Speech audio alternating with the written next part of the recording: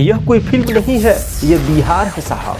न यह gang of Wasseypur है और न ही मिर्जापुर की कोई स्क्रिप्ट। यह बिहार है जहां असल जिंदगी में वह सब कुछ हो रहा है जो आप सिर्फ OTT पर देखा करते हैं, पर्दे पर नहीं।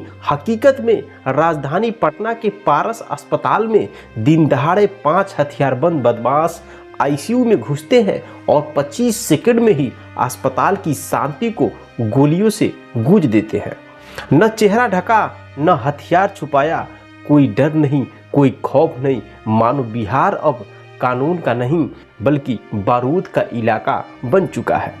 अस्पताल जहां जिंदगी बचाई जाती है वहीं मौत तय हो रही है।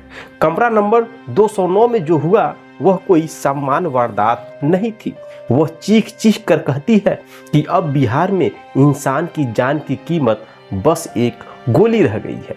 चंदन मिश्रा मारा गया। हाँ, वह खुद भी एक अपराधी था, 10 लोगों का हत्यारा था। लेकिन सवाल बड़ा है, क्या बिहार में अपराधी अब कानून से ऊपर हो गया है? कभी जेल के अंदर, कभी पेरोल पर, कभी खुले आम, जहां मन करे वहां कत्ल लोग कर देते हैं। पटना के SSP कार्तिकेय शर्मा कहते हैं, चंदन एक दुराचारी अपराधी था, गैंगवार में मारा गया। क्या यह मान लिया जाए कि अब गैंगवार ही इंसाफ तय करेगा? तो फिर कोर्ट कचहरी पुलिस इनकी क्या जरूरत? और फिर आया बिहार पुलिस का बयान बम। ADG कुंदन कृष्णन कहते हैं कि बरसात में किसान खाली होता है इसलिए अपराध बढ़ते हैं। क्या यह बयान नहीं अपमान है? जो किसान देश को पालता है उसे हत्यारा ठहराया जा रहा है। सवाल है, क्या अपराध की जड़ें खेत में है या सिस्टम में है?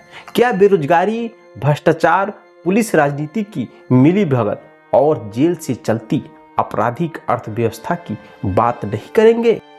अब कुछ आंकड़े जो आंकड़ा नहीं है, चीख है। जनवरी से जून 2025 बिहार में 10,376 हत्याएं, हर महीने 1700 से ज्यादा, हर दिन 29 से ज्यादा। 1 से 17 जुलाई तक 50 से ज्यादा हत्याएं, हर दिन 3 लोग मारे गए। और इन हत्याओं में कोई वर्ग सुरक्षित नहीं है।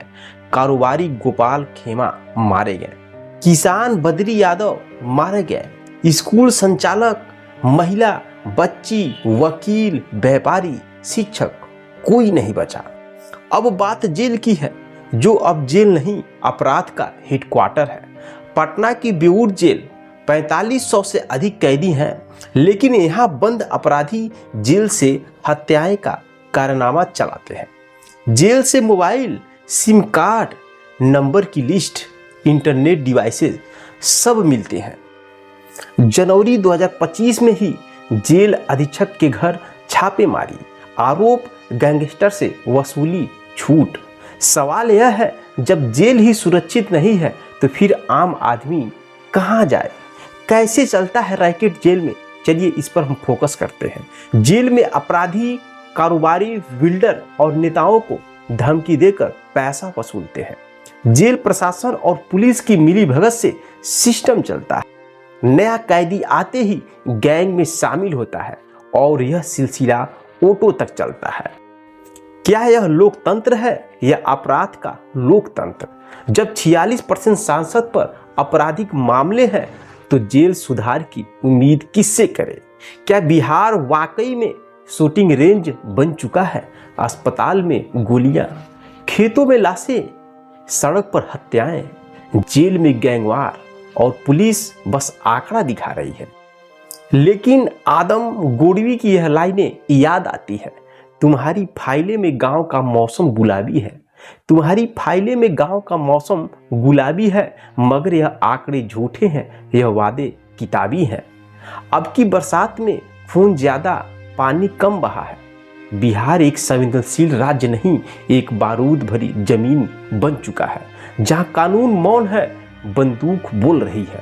और सबसे डरावनी बात यह है कि अब किसी को हैरानी भी नहीं होती। हमने सवाल पूछ लिया, अब आप पूछिए, क्या सिर्फ किसान दोषी है या पूरा सिस्टम अपराध में शामिल है? अगर अस्पताल में गोलियां चलेंगी तो इंसाफ कहां मिलेगा?